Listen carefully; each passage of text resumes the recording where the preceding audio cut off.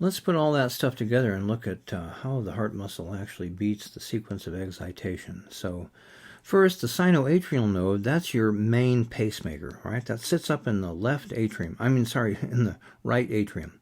So you can see it, SA node, all right? That has the pacemaker cells. It generates impulses about 100 times per minute. The SA node does. It tries, so remember the leaky sodium channels, given, if you let them on their own, the sodium will leak in at the pace so that it will make the heart beat about 100 times per minute. Now wait, is that your normal heart rate? Is that a normal human heart rate, 100 beats per minute? No, it's not. What's happening? The parasympathetic nervous system, using the vagus nerve, reduces the rate to 75 beats per minute. That is what we call the normal sinus rhythm. Sinus rhythm of the heart for a typical person is around 75 beats per minute. So what's happening here is that normally the pacemaker, left to its own, would try to make your heart beat 100 beats per minute. But the parasympathetic slows you to 75. Why does it do that? Damn parasympathetic. What the hell does it think it's doing? All right, consider this. What happens when the chupacabra comes through the door and suddenly you have to jump into sympathetic mode?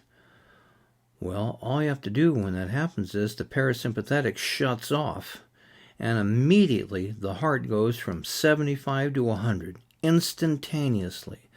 You don't have to wait for things to warm up. You don't have to warm up the engines or anything. That's why. That's basically why. That allows you instant increase of heart from 75 to 100 just by shutting down the vagus nerve, which will happen in a crisis.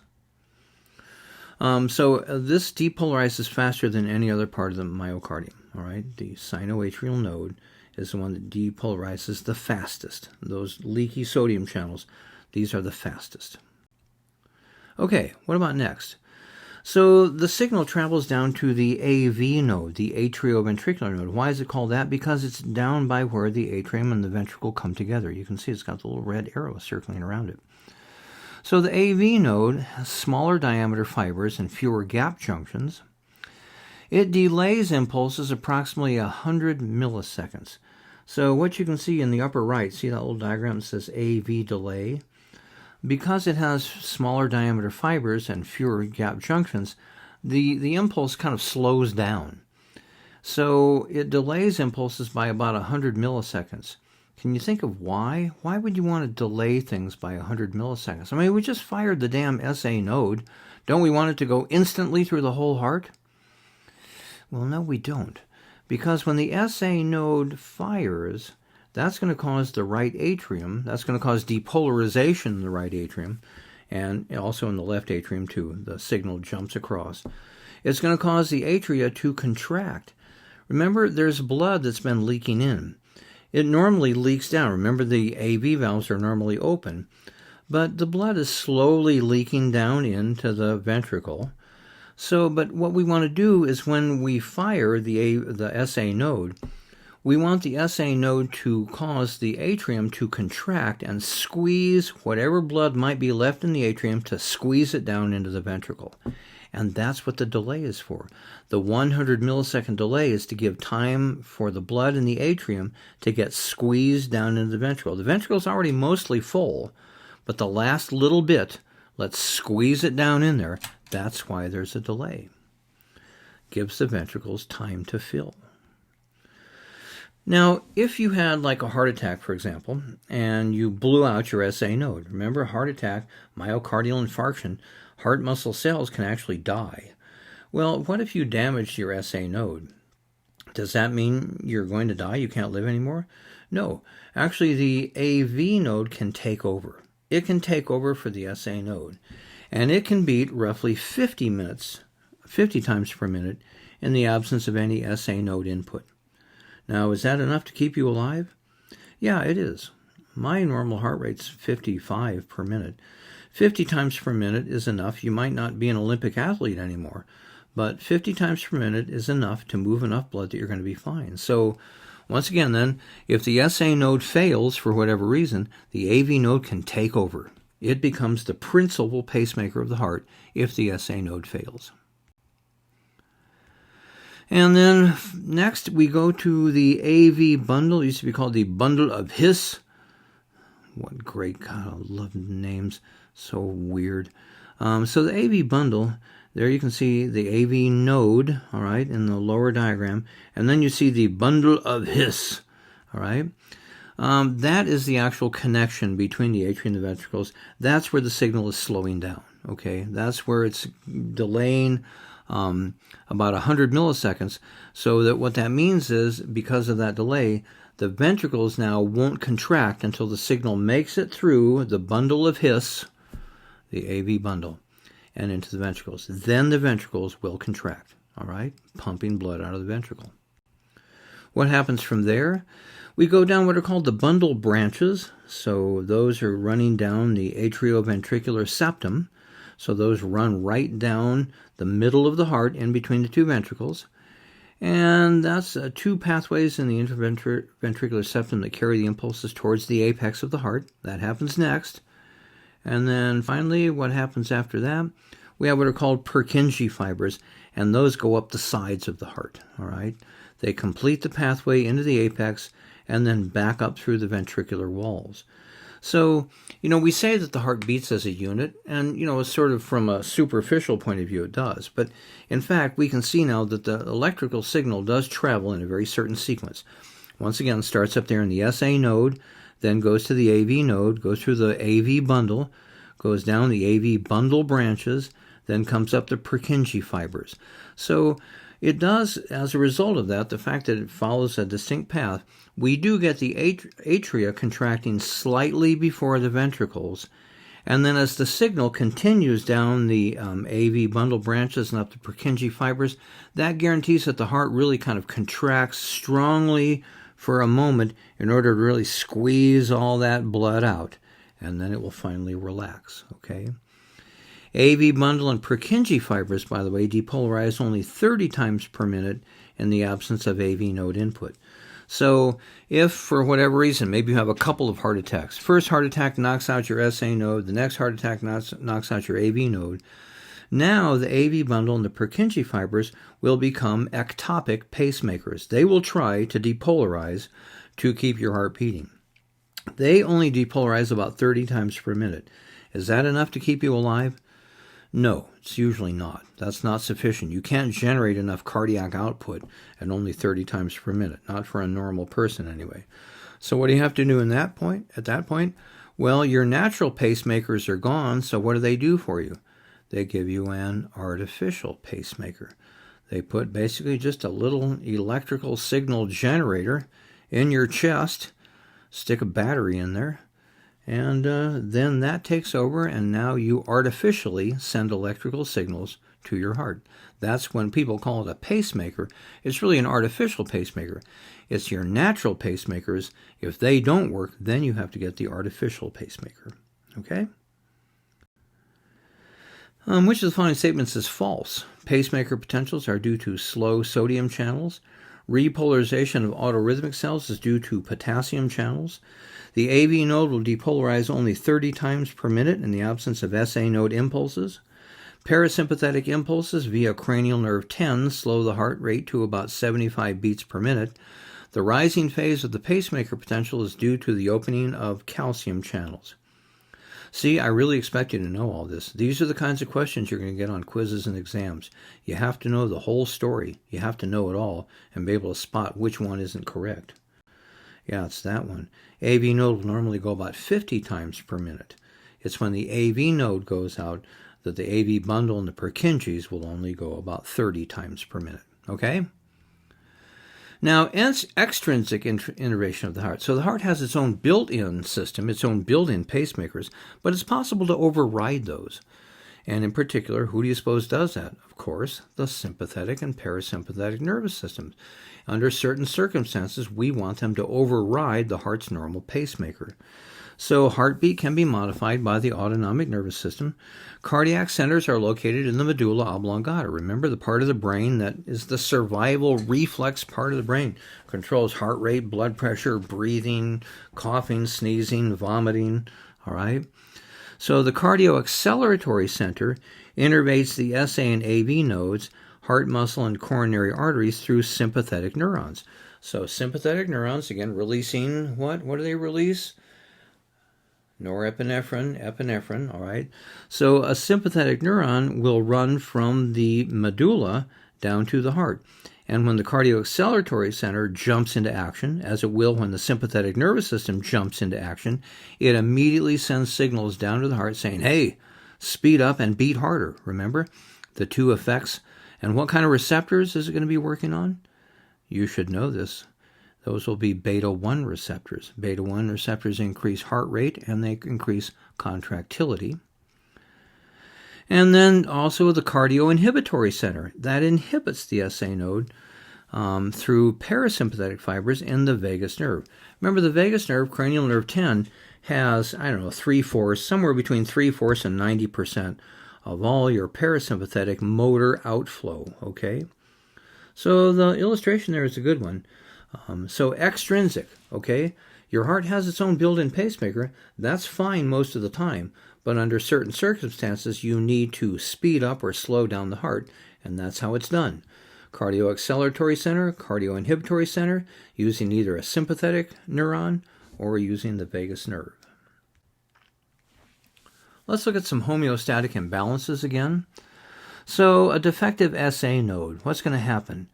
You'll get an ectopic focus. That means an abnormal pacemaker takes over. Just like an ectopic pregnancy, you may have heard that term. That's where you have a pregnancy not in the normal place. Ectopic basically means not in the normal place. So if you lose your SA node, then the AV node can take over, all right? We call that a junctional rhythm. That's roughly between 40 and 60 beats per minute. I said 50 in an earlier slide. That's sort of the average. So the AV node can take over. You'll now have a junctional rhythm, it's called. If you have a defective AV node, that's what's called partial or total heart block. This is where the heart now is not pumping sufficient blood. You are not getting enough blood out of the heart. That's very bad. Few or no impulses from the SA node reach the ventricles. Yeah, this is bad, okay? Defects in the intrinsic conduction system result in arrhythmias, so irregular heart rhythms. You've heard the word arrhythmia before, yeah. So remember, it's the pacemaker that controls the sinus rhythm of the heart. That makes it beat at a normal, natural, regular pace. Problems with the intrinsic conduction system can result in arrhythmias. Could be the pacemaker, could be the bundle branches, could be the Purkinje fibers, whatever, all right? You can also end up with uncoordinated atrial and ventricular contractions. Normally, you want the atria to contract right before the ventricles contract so they can squeeze the blood from the atria down into the ventricles. Well, if you got a defect in the pacemaker, they might contract out of sequence, and that's very bad. You don't want that to happen. That means the blood is not flowing the way it should through the heart. And also, you can get fibrillation. Fibrillation refers to rapid, irregular contractions, and they're useless for pumping blood. Fibrillation means that the heart is basically just going on beating really fast, and that means it's not having time to refill, so you're not pumping blood. Fibrillation is a very serious condition, and once you see fibrillation, that's when the alarms go off and people come running, all right? So, a ventricular fibrillation in particular, so. All right, let's look at how to about measure these electrical impulses, electrocardiography. An electrocardiogram, ECG or EKG, in German, cardio starts with a K, so originally I think they were called EKGs, but we've kind of anglicized the term. That's a composite of all the action potentials generated by the nodal and contractile cells at a given time. So we can read an ECG or EKG. There are three main waves, and let's follow them through right now. There's what's called the P wave. There's a little bump. So in other words, we're looking like on like on an oscilloscope. You have no idea what that is, do you? But we are looking at actual electrical signals. So we would look at here the P wave. That's when the atria depolarize. All right, that's basically when the SA node fires and the atria depolarize. We get a little bump. There's a little spike in the electrical signal. All right, so that's the P wave. P wave means that the atria are contracting. Then we get the QRS complex. that's when the ventricle is contracting. Notice that's a lot bigger, isn't it?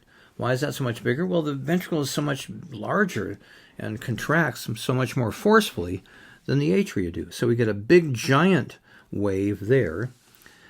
And then the T wave is ventricular repolarization. So as the ventricle repolarizes, comes back to its resting potential, we get another little spike on the graph. Now notice something's missing here, isn't it? We have atrial depolarization, ventricular depolarization, ventricular repolarization. What's missing here is atrial repolarization. There should be a little spike for the atrial repolarization. And sort of there is, but the problem is that the ventricular depolarization, the QRS wave, is so huge that it masks. It masks the atrial repolarization so it doesn't show up. All right, so once again, we talk about the P wave, the QRS complex, and the T wave. And if you go further with this, like one of my former students is now specialized, she's a nurse, she specializes in electrocardiography, and she took special courses on reading ECGs.